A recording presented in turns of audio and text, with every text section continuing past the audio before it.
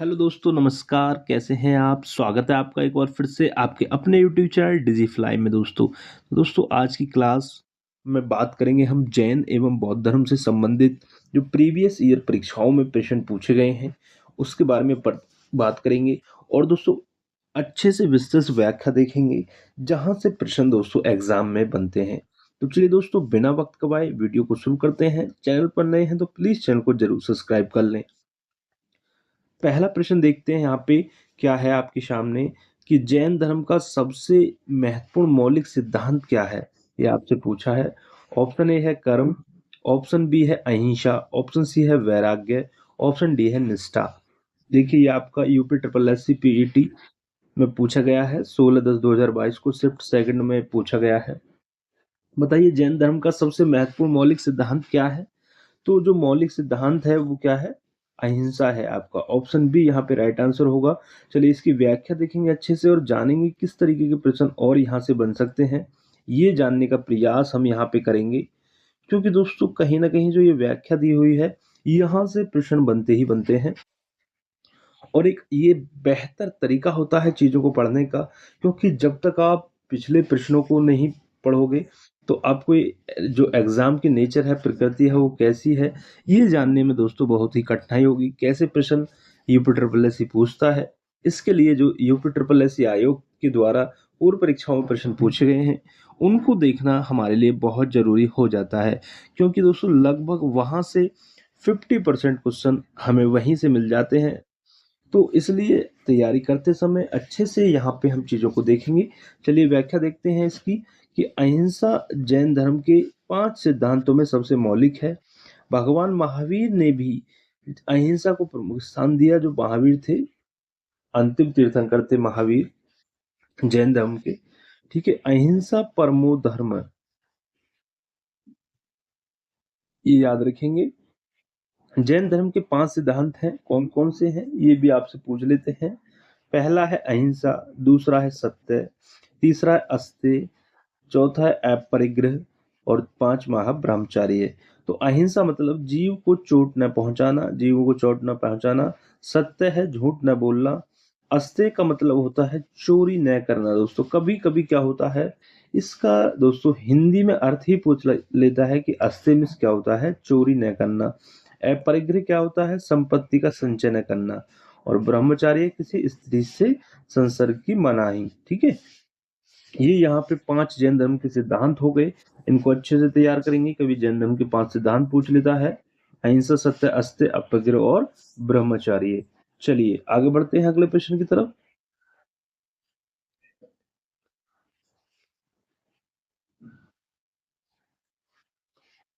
चलिए अब ये प्रश्न है यहाँ पे गौतम बुद्ध से कि गौतम बुद्ध को ज्ञान किस नदी के तट पर प्राप्त हुआ था, ये आपको बताना है।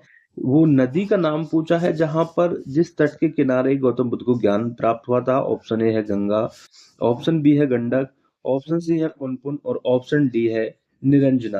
देखिए ये भी पैट 2022 सिर्फ फर्स्ट में पूछा गया है। तो बताइए उस नदी का नाम क्या है। तो आप कहेंगे कि सर वो नदी है निरंजना। ऑप्शन डी यहाँ पे राइट आंसर होगा। जो गौतम बुद्ध को ज्ञान प्राप्त हुआ था वो निरंजना नदी के तट पर प्राप्त हुआ था। चलिए इस प्रश्न की व्याख्या देख लेते हैं क्या है। गौतम बुद्ध बौद्ध धर्म के संस्थापक थे। ठीक है, एक प्रश्न यहाँ से आपका तैयार हो जाता है कि जो बौद्ध धर्म के संस्थापक कौन थे। आप कहेंगे सर गौतम बुद्ध थे, और उन्होंने 29 वर्ष की अवस्था में गृह त्याग कर दिया था। ठीक है, देखिए एक एक प्रश्न यहाँ से दोस्तों नोट करते चले। तो अगला प्रश्न क्या है, यदि आपसे एग्जाम में पूछ ले कि जो गौतम बुद्ध थे उन्होंने गृह त्याग किस वर्ष में किया था, तो आप कहेंगे सर 29 वर्ष की अवस्था में उन्होंने गृह त्याग कर दिया था। उनके गृह त्याग की इस घटना को बौद्ध साहित्य में क्या कहा गया है दोस्तों, कई बार एग्जाम में पूछा गया है। तो उसे कहा गया है महाभिनिष्क्रमण। क्या कहा गया है? महाभिनिष्क्रमण। तो याद रखेंगे कि बौद्ध धर्म के संस्थापक कौन? गौतम बुद्ध। ठीक है, और दूसरा प्रश्न कि 29 वर्ष की आयु में गृह त्याग किया, और इस गृह त्याग की घटना को क्या कहा गया है बौद्ध साहित्य में? उसे कहा गया है महाभिनिष्क्रमण। ठीक है, उसके बाद उन्हें बोध गया में एक पीपल वृक्ष के नीचे, ठीक है, पीपल वृक्ष के नीचे निरंजना नदी के तट पर बैसाख पूर्णिमा के दिन ज्ञान की प्राप्ति हुई थी। देखिए और यहाँ से प्रश्न तैयार हो रहे हैं। देखिए एक छोटे से प्रश्न की व्याख्या से कई प्रश्न यहाँ से हमारे तैयार हो गए कि किस पेड़ के नीचे, पीपल के वृक्ष के नीचे उन्हें ज्ञान प्राप्त हुआ, नंजना नदी के तट पर और बैसाख पूर्णिमा में। देखिए एक एक दोस्तों यहाँ पे जो पॉइंट है वो याद करने लायक है, क्योंकि एक एक पॉइंट से प्रश्न एग्जाम में बने हैं और बनते रहेंगे। तो अच्छे से हमको व्याख्या दोस्तों यहाँ पे देखनी है, क्योंकि सिर्फ हमारा उद्देश्य ये जो पूर्व परीक्षा में प्रश्न पूछा गया है इसको ही करना नहीं है। यहाँ पे जो व्याख्या है दोस्तों वो काफी महत्वपूर्ण होती है, इसलिए व्याख्या जरूर देखनी है हमें। चलिए एक अंदाजा हमें यहाँ पे हो जाता है कि किस तरीके से एग्जाम में प्रश्न यहाँ पे बनेंगे। चलिए अगला प्रश्न है, देखिए कि गौतम बुद्ध ने सारनाथ में अपना पहला उपदेश में दिया। पहला भूमि स्पर्श मुद्रा, दूसरा धम्मचक्र प्रवर्तन मुद्रा, ऑप्शन सी अभय मुद्रा, ऑप्शन डी ध्यान मुद्रा। तो बताइए जो गौतम बुद्ध ने सारनाथ में अपना पहला उपदेश जो दिया था वो कौन सी मुद्रा में दिया था, ये आपसे पूछा है, बताइए। तो ऑप्शन बी यहाँ पे राइट आंसर होगा। धम्म चक्र प्रवर्तन प्रवर्तन मुद्रा में उन्होंने पहला उपदेश दिया सारनाथ में। तो यदि आपसे पूछ ले कि गौतम बुद्ध ने पहला उपदेश अपना कहाँ दिया था, तो आप याद रखना है सारनाथ में दिया था पहला उपदेश। ठीक है, और किस मुद्रा में, धम्म चक्र प्रवर्तन मुद्रा में दिया था। ऑप्शन बी यहाँ पे राइट आंसर होगा। चलिए इसकी व्याख्या देखेंगे अब अच्छे से। व्याख्या क्या है कि गौतम बुद्ध ने सारनाथ में अपना पहला उपदेश धम्म चक्र प्रवर्तन मुद्रा में दिया था। बौद्ध धर्म के प्रवर्तक देखिए फिर से वही गौतम बुद्ध। जन्म कहाँ हुआ है, अब देखिए यहाँ पे जन्म की बात हो रही है गौतम बुद्ध की, तो वो 563 ईसा पूर्व में कपिल वस्तु के समीप लुम्बिनी, जिसको आधुनिक नेपाल में हुआ था। उनके पिता का नाम देखिए क्या है, शुद्धोधन। कपिल वस्तु के शाक्य गणराज्य के प्रधान थे तथा माता महामाया कुलीय राज्य की कन्या थी। तो पिता का नाम क्या था, शुद्धोधन था, और माता का नाम महामाया था। ठीक है, इनके बचपन का नाम सिद्धार्थ था। देखिए क्या कितने प्रश्न यहाँ पे तैयार हो गए। एक तो गौतम बुद्ध का जन्म कहाँ हुआ, 563 ईसा पूर्व में कपिल वस्तु के समीप लुम्बिनी नामक जगह पर हुआ। पिता का नाम क्या है, शुद्धोधन। ठीक है, माता का नाम क्या है, महामाया, और बचपन का नाम क्या है इनकी का, तो बचपन का नाम सिद्धार्थ है। ठीक है, सांसारिक दुखों से व्यथित होकर सिद्धार्थ ने 29 वर्ष की अवस्था में गृह त्याग कर दिया था, जिसको बौद्ध धर्म में महाभिनिष्क्रमण कहा गया है। दोस्तों एक एक पॉइंट दोस्तों आपके लिए यहाँ पे महत्वपूर्ण है, और मैं आपको बताता चल रहा हूँ कि किन चीजों को आपको याद रखना है। दोस्तों यहाँ से ये प्रश्न बनते ही बनते हैं एग्जाम में। चलिए आगे बढ़ते हैं, अगला प्रश्न देखेंगे यहाँ पे। अगला प्रश्न क्या है कि निम्नलिखित में से किस स्थान पर प्रथम बौद्ध संगति का आयोजन किया गया था, ये आपको बताना है। प्रथम बौद्ध संगति का आयोजन कहाँ किया गया। ऑप्शन ए है आपके सामने कश्मीर, ऑप्शन बी है गया, ऑप्शन सी है राजगीर, और ऑप्शन डी है पाटलिपुत्र। तो प्रथम बौद्ध संगति का जो आयोजन था वो आपका राजगीर में किया गया। ऑप्शन सी राइट आंसर होगा, जो कि ये पूछा गया आपका यूपी ट्रिपल एस पेट सिर्फ फर्स्ट में ये पूछा गया प्रश्न है। चलिए इसकी व्याख्या देखेंगे, और यहाँ पे और भी प्रश्न जो यहाँ से बनते हैं उनको जानेंगे, कैसे कैसे प्रश्न यहाँ पे बनेंगे। और प्रथम बौद्ध संगति का आयोजन जो है वो 483 ईसा पूर्व में राजगीर में हुआ था। ठीक है, यह संगति मगध सम्राट अजात शत्रु के काल में हुई थी। किसके काल में, अजात शत्रु के काल में हुई थी। और इसकी अध्यक्षता किसने की थी, तो महाकश्यप ने की थी। तो जरूरी नहीं है कि प्रश्न एग्जाम में यही पूछ ले कि प्रथम बौद्ध संगति का आयोजन कहाँ हुआ, नहीं नहीं, ये तो पूछ ही लिया है। आगे क्या पूछ सकता है कि किस सम्राट के काल में हुई, तो आप कहेंगे सर अजातशत्रु के काल में। या फिर ऐसे प्रश्न बनता है कि जो प्रथम बौद्ध संगति जो हुई थी राजगीर में, उसकी अध्यक्षता किसने की थी, आप कहेंगे महाकश्यप ने की थी। ठीक है, ये तो हो गया प्रथम बौद्ध संगति से संबंधित। अब यदि आपसे पूछ ले कि द्वितीय बौद्ध संगति कहाँ हुई, तो आप कहेंगे सर वैशाली में। और तृतीय बौद्ध संगति कहाँ हुई, पाटलिपुत्र में। और चतुर्थ बौद्ध संगति कहाँ हुई, कुंडलवन में हुई। ठीक है, अन्य 3 बौद्ध संगतियों का आयोजन निम्न स्वरूप है। क्योंकि यहाँ पे हम जानेंगे दोस्तों जितनी भी बौद्ध संगतियां हैं, 4 बौद्ध संगतियां हुई थी, एक एक करके इसमें क्या है, इनसे जो प्रश्न बनते हैं उनको देखेंगे। पहला तो हमने कंप्लीट कर लिया, अब देखेंगे यहाँ पे द्वितीय बौद्ध संगति जो हुई है वो 383 ईसा पूर्व में कहाँ हुई है, वैशाली में हुई है। ठीक है। और अध्यक्ष कौन थे इसके? साबाकामी इसके अध्यक्ष थे। और किसके शासनकाल में हुई है? कालाशोक के शासनकाल में, ठीक है। ये चार चीजें आपको तैयार करनी है। एक तो कहाँ हुई, अध्यक्षता किसने की, और किसके शासनकाल में हुई, ठीक है। और 383 कब हुई, ठीक है। ये इतना खास नहीं है कब हुई, ये तीन चीजें हैं जो आपको अच्छे से ध्यान देनी है कि जो बौद्ध संगतियां हैं वो कहाँ हुई हैं। दूसरी बौद्ध संगति वैशाली में, साबाकामी की अध्यक्षता में, और कालाशोक के शासनकाल में। इसी तरह तृतीय बौद्ध संगति की यहाँ पे हम बात करें तो ये आपकी हुई है पाटलिपुत्र में, और इसकी अध्यक्षता कौन किसने की है? मोगलीपुत्तिस ने, ठीक है। मोगलीपुत्तिस ने, और अशोक के शासनकाल में ये हुई है, ठीक है। अशोक के शासनकाल में ये हुई है। याद रखिएगा तृतीय बौद्ध संगति, तीनों पॉइंटों को अच्छे से तैयार करना है। और लास्ट देखेंगे यहाँ पे चतुर्थ बौद्ध संगति है, ठीक है। ये जो कहाँ हुई है? कुंडलवन कश्मीर में हुई है। और इसके जो अध्यक्ष रहे हैं वो वसुमित्र रहे थे। अध्यक्षता किसने की थी? वसुमित्र ने। और कनिष्क के शासन काल में ये हुई थी। ये इतने पॉइंट आपको याद रखने हैं बौद्ध संगति से। कोई सी भी बौद्ध संगति से 200 प्रश्न एग्जाम में आ सकता है, इसलिए अच्छे से इनको चारों बौद्ध संगतियों को देखें। और जहां जहां ये हुई है, इसके अध्यक्ष कौन रहे हैं, किसके शासनकाल में हुई है, इनको अच्छे से तैयार करें दोस्तों, क्योंकि प्रश्न कैसे भी आपसे पूछा जा सकता है, ठीक है। कभी आपसे अध्यक्ष पूछ लेगा, कभी शासक के नाम पूछ लेगा कि किसके शासनकाल में हुई या कहाँ हुई, ये पूछ लेगा, ठीक है। चलिए अगले प्रश्न की तरफ बढ़ते हैं। अगला प्रश्न क्या है कि छठी शताब्दी ईसा पूर्व में जैन और बौद्ध ग्रंथों में कितने महाजनपदों का उल्लेख किया गया है? ये आपसे पूछा है। ऑप्शन ए है 12, ऑप्शन बी है 16, ऑप्शन सी है 20, ऑप्शन डी है 24। तो जो छठी शताब्दी ईसा पूर्व में जो जैन और बौद्ध ग्रंथ हैं उसमें आपका 16 महाजनपदों का उल्लेख है। कितना? 16 महाजनपदों का उल्लेख है। चलिए इसकी व्याख्या देखते हैं।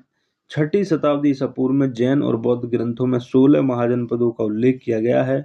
बौद्ध ग्रंथ जो है अंगुत्तर निकाय और जैन ग्रंथ जो भगवती सूत्र में 16 महाजनपदों का उल्लेख किया गया है। तो याद रखेंगे किस जो है आपका किस ग्रंथ में, तो बौद्ध बौद्ध ग्रंथ है अंगुत्तर निकाय और जैन ग्रंथ है भगवती सूत्र। इनमें 16 महाजनपदों का उल्लेख किया गया है, याद रखेंगे।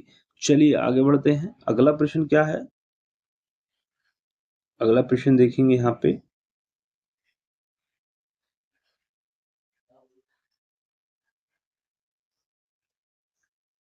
भगवान बुद्ध की 200 फीट ऊंची कांस्य प्रतिमा स्थापित करने का निर्णय लिया गया है। ये आपसे पूछा कहाँ लिया गया है?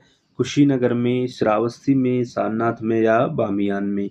तो ये लिया गया है कुशीनगर में। ऑप्शन ए राइट आंसर होगा। दिसंबर 2013 में उत्तर प्रदेश के पूर्व मुख्यमंत्री अखिलेश यादव ने मैत्रेय परियोजना के तहत, किसके? मैत्रेय, सबसे ऊंची 200 फीट भगवान बुद्ध की कांस्य प्रतिमा उनके महापरिनिर्वाण स्थल कुशीनगर में स्थापित करने का निर्णय लिया गया। ध्यातव्य है कि इस प्रोजेक्ट का पुनर्संचालन वर्ष 2019 में शुरू किया गया है, ठीक है। चलिए आगे बढ़ते हैं।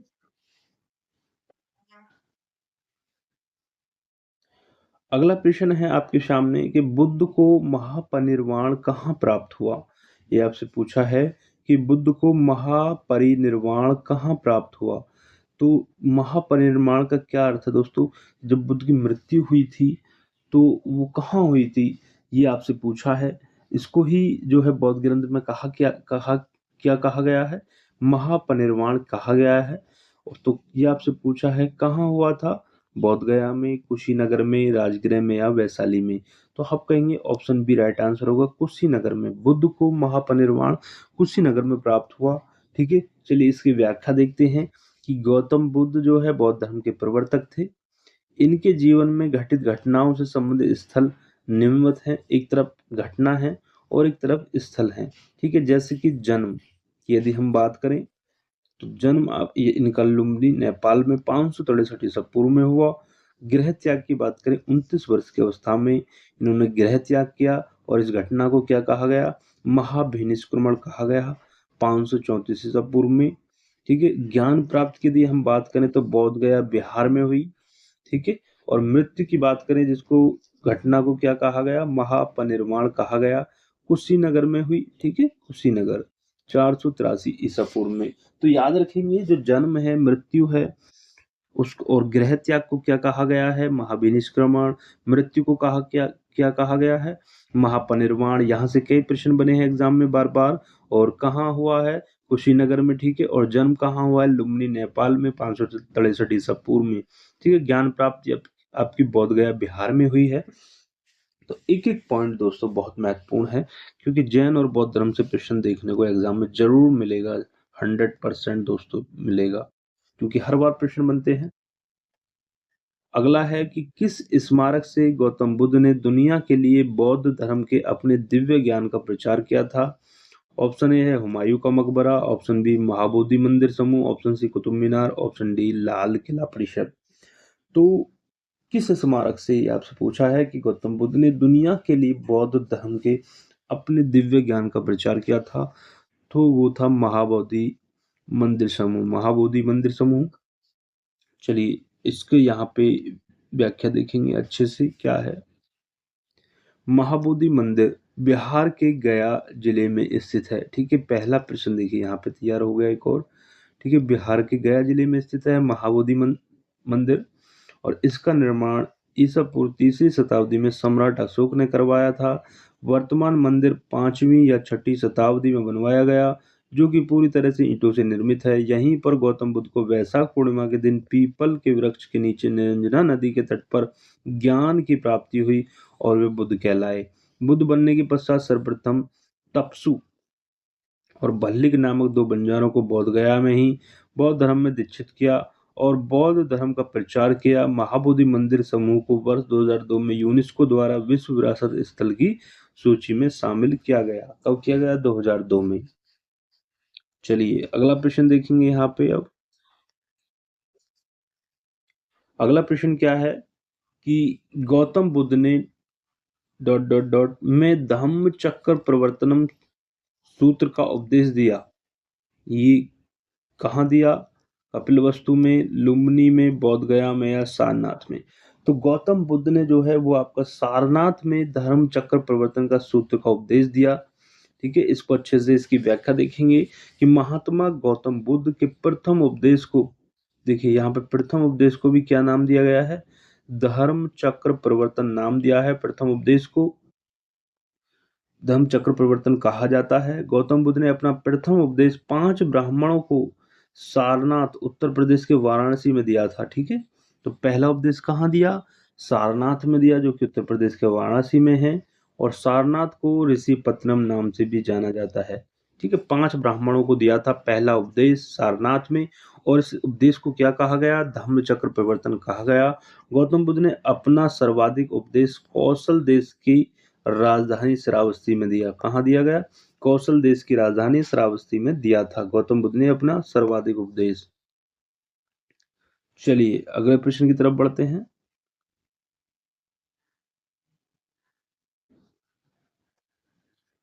उस स्थान का नाम बताएं जहां बौद्धों की मान्यता के अनुसार गौतम बुद्ध ने अपनी मृत्यु के बाद परिनिर्वाण प्राप्त किया। ठीक है, ये आपसे पूछा है, तो देखिए फिर से वही एग्जाम में प्रश्न, तो कुशीनगर इसका राइट आंसर होगा। ठीक है, बौद्ध धर्म के प्रवर्तक महात्मा बुद्ध की मृत्यु 80 वर्ष की अवस्था में 483 ईसा पूर्व में कुशीनारा, जिसको कुशीनगर बोलते हैं, में चुंद लोहार के यहाँ शुक्र माधव भोजन ग्रहण करने के बाद हो गई। इसे बौद्ध धर्म में महापरिनिर्वाण कहा गया है। ठीक है, चलिए आगे बढ़ते हैं।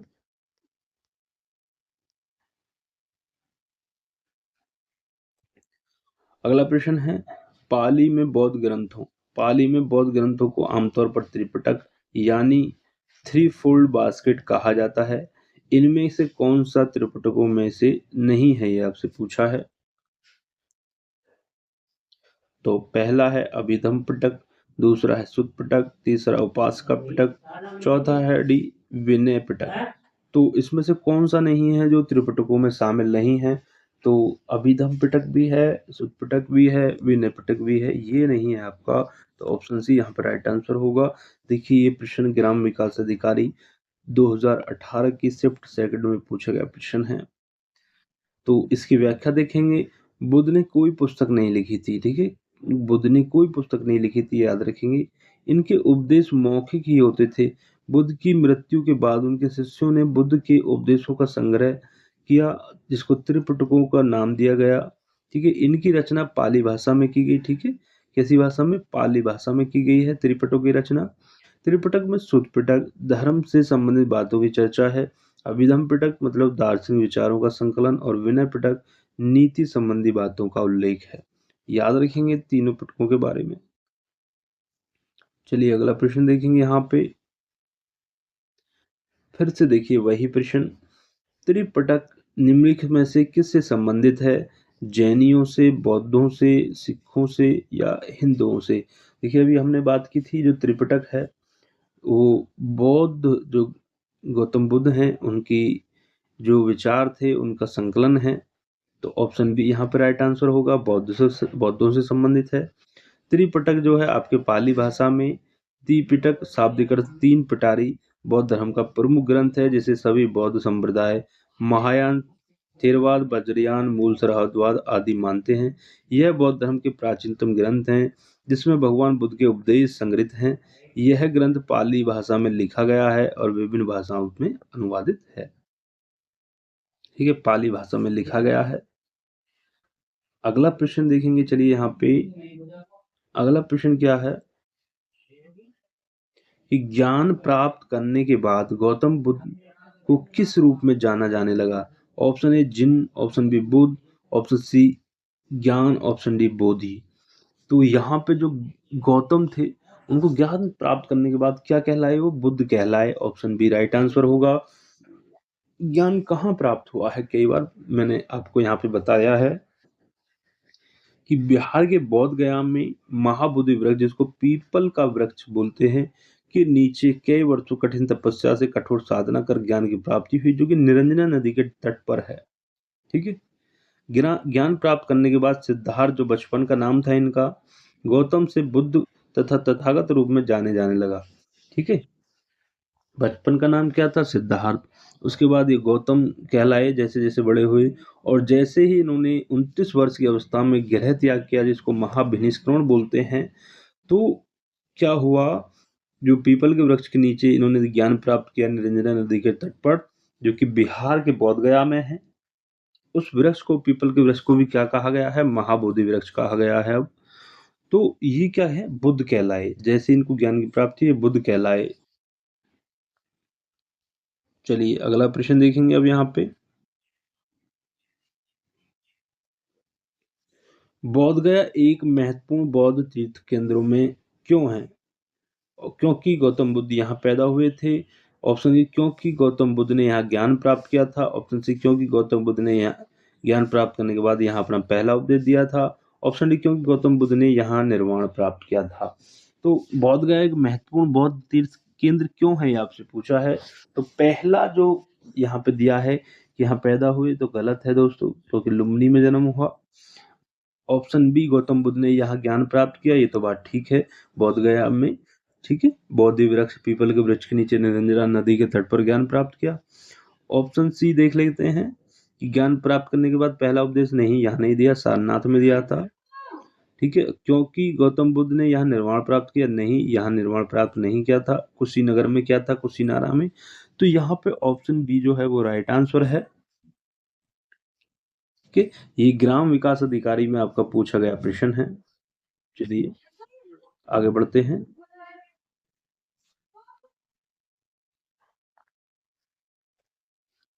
बौद्ध धर्म के संस्थापक गौतम बुद्ध थे। गौतम बुद्ध का जन्म 563 ईसा पूर्व में कपिलवस्तु के लुम्बिनी नामक स्थान पर हुआ था।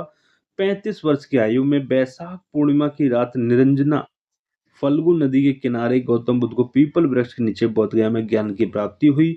गौतम बुद्ध ने अपना सर्वप्रथम उपदेश सारनाथ, ऋषिपत्तनम या मृगदाव में 5 ब्राह्मणों को दिया था, जिसे बौद्ध ग्रंथों में धम्म चक्र प्रवर्तन कहा गया है। बुद्ध ने अपने उपदेश की जन साधारण की भाषा पाली में दिए, ठीक है। कौन सी भाषा में दिए? पाली भाषा में दिए थे उपदेश। गौतम बुद्ध की मृत्यु 80 वर्ष की अवस्था में 483 ईसा पूर्व में कुशीनगर में हो गई, जिसे बौद्ध धर्म में महापरिनिर्वाण कहा गया।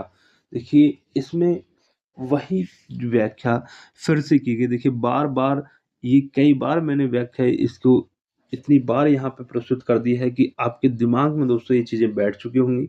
आपको थोड़ी बोरियत महसूस होगी, लेकिन दोस्तों यदि आपको यहाँ पे सफलता पानी है, एग्ज़ाम में क्रैक करना है अच्छे से अच्छे नंबरों के साथ, तो दोस्तों हमारे साथ बने रहें। बस थोड़ा-सा धैर्य बनाए रखें और दोस्तों बस हमारे साथ बने रहें। धीरे-धीरे चीज़ों को, वीडियो को पॉज़ कर कर के, थोड़ा ब्रेक ले लेके आप इसको देख सकते हैं। ज़्यादा बड़ी वीडियो नहीं है, लेकिन मैं कह रहा हूँ कि आपने अच्छे से एक बार वीडियो देख ली, तो फिर से आपको गौतम बुद्ध और जैन धर्म के बारे में पढ़ने की ज़रूरत नहीं है। बस इसी को आप बार-बार रिवाइज़ करते रहिएगा और यहीं से देखिए एग्ज़ाम में आपको क्वेश्चन देखने को मिल जाएगा। जो हम यहाँ पे व्याख्या करा रहे हैं, इनमें से ही आपको प्रश्न देखने को मिल जाएगा दोस्तों, क्योंकि सारी चीज़ें तो यहाँ पे क्लियर हो रही हैं, बचा ही क्या है। तो अच्छे से चीज़ों को देखें। वीडियो पसंद आ रही हो तो वीडियो को लाइक शेयर ज़रूर करते रहें अपने दोस्तों तक, और चैनल पर नए हैं तो प्लीज़ चैनल को ज़रूर सब्सक्राइब कर लें और हमारे साथ इसी तरह बने रहें। चलिए अगला प्रश्न क्या है कि बुद्ध ने अपना पहला उपदेश कहाँ दिया? देखिए फिर से वही प्रश्न, सारनाथ में दिया, जिसे धम्म चक्र प्रवर्तन कहा गया है। चलिए आगे बढ़ते हैं। अगला प्रश्न क्या है कि बौद्धों के लिए उत्तर प्रदेश में स्थित सारनाथ क्यों महत्वपूर्ण है? सारनाथ सीधी सी बात है, क्योंकि यहाँ पहला उपदेश दिया था इसलिए महत्वपूर्ण है। अभी पहले बात की थी। तो देखिए चलिए यहाँ पे इनको देख लेते हैं कि भगवान बुद्ध ने सारनाथ में ज्ञान प्राप्त किया, नहीं ये गलत है। भगवान बुद्ध का जन्म सारनाथ में हुआ, ये भी गलत है। भगवान बुद्ध का सारनाथ में देहांत हुआ, नहीं ये भी गलत है, कुशीनगर में हुआ था। ठीक है, ज्ञान प्राप्त आपका बोध गया बिहार में हुआ, और जन्म आपका कहाँ लुम्बिनी में हुआ, तो ये तीनों गलत हैं। और चौथा क्या है, ज्ञान प्राप्त करने के बाद भगवान बुद्ध ने सारनाथ में अपना पहला उपदेश दिया था, ये बात ठीक है, इसलिए ये महत्वपूर्ण है। ठीक है, चलिए एक बार इसकी फिर से व्याख्या देखेंगे। दोस्तों बार बार व्याख्या को रिवाइज करने से क्या फायदा है? दोस्तों आप कहेंगे सर बोरियत महसूस हो रही है, इससे क्या होगा दोस्तों, अच्छे से आपके दिमाग में चीजें बैठ जाएंगी। चलिए व्याख्या देख लेते हैं एक बार जल्दी से कि गौतम बुद्ध ने ज्ञान प्राप्ति के बाद उत्तर प्रदेश के सारनाथ इसको ऋषिपत्तनम में 5 सन्यासी ब्राह्मणों को अपना पहला उपदेश दिया। याद रखें कितने, 5 सन्यासी ब्राह्मणों को, जिसे बौद्ध ग्रंथों में धम्म चक्र प्रवर्तन कहा गया नाम से जाना जाता है। अतः यह स्थल बौद्धों के लिए महत्वपूर्ण है। ध्यातव्य है कि बुद्ध ने अपने जीवन काल में सर्वाधिक उपदेश जो कहाँ दिए थे? कौशल देश की राजधानी श्रावस्ती में दिए थे। यदि आपसे ये प्रश्न पूछ ले कि बुद्ध ने अपने सर्वाधिक उपदेश कहाँ दिए, तो आप कहेंगे दोस्तों कौशल देश की राजधानी श्रावस्ती में दिए। देखिए ये यहाँ पे इम्पोर्टेंट है, बहुत ज्यादा इम्पोर्टेंट है। इसको अच्छे से ध्यान दें कि बुद्ध ने अपने जीवन काल में सर्वाधिक उपदेश जो है वो कौशल देश की राजधानी श्रावस्ती में दिए थे। चलिए आगे बढ़ते हैं। प्रश्न है कि मनुष्य जीवन का सर्वोत्तम ध्येय कैवल्य है, जिसका अर्थ है, कैवल्य का अर्थ आपसे बताना है, दूसरों को शिक्षा देना, दूसरों का अनुसरण करना, इच्छाओं पर विजय प्राप्त करना, दूसरों की सेवा करना। बताइए कैवल्य का अर्थ क्या है? इच्छाओं पर विजय प्राप्त करना कैवल्य का अर्थ है। ऑप्शन सी यहाँ पे राइट आंसर होगा। देखिए चकबंदी लेखपाल परीक्षा में पूछा गया है प्रश्न है। इसकी व्याख्या देखेंगे और यहाँ से जानने का प्रयास करेंगे कि किस तरीके के प्रश्न और बन सकते हैं यहाँ पे। तो क्या है कि कैवल्य का अर्थ इच्छाओं पर विजय प्राप्त करना होता है। कैवल्य अर्थात ब्रह्मा विद्या का वह ज्ञान जो संशय रहित और स्थायी हो, या विवेक उत्पन्न होने पर औपराधिक दुख, अहंकार, प्रारब्ध, कर्म और संस्कार के लोप हो जाने से आत्मा के चिंतन स्वरूप होकर आवागमन से मुक्त हो जाने की स्थिति को कैवल्य कहते हैं।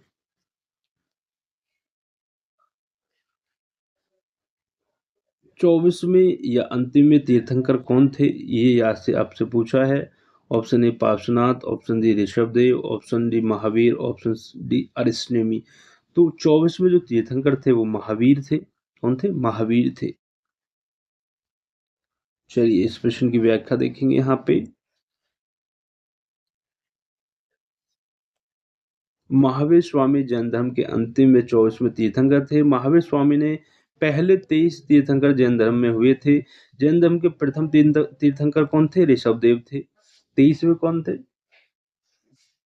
23वें तीर्थंकर जो थे वो पार्श्वनाथ थे। महावीर स्वामी ज्ञान प्राप्ति के बाद महावीर कहलाए, जिसका अर्थ होता है वे अपनी साधना में अतुल्य पराक्रम दिखाना। 23वें तीर्थंकर पार्श्वनाथ ने 4 महाव्रत सत्य, अहिंसा, अस्तेय तथा अपरिग्रह का प्रतिपादन किया और महावीर स्वामी ने ब्रह्मचार्य नामक 5वां महाव्रत इसमें जोड़ दिया। याद रखेंगे, किसने जोड़ा? महावीर स्वामी ने।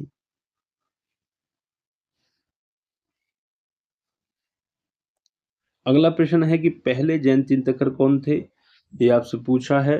तो पहला ऑप्शन ए है Mahavir, option B Rishabhdev, option C Parasnath, option D पद्मब्राह्म। तो जो पहले जैन तीर्थंकर कौन थे? वो ऋषभदेव थे। देखिए यहाँ पे जो तीर्थंकर पूछे जाते हैं तो पहला पूछ लेगा तो आप कहेंगे कौन थे?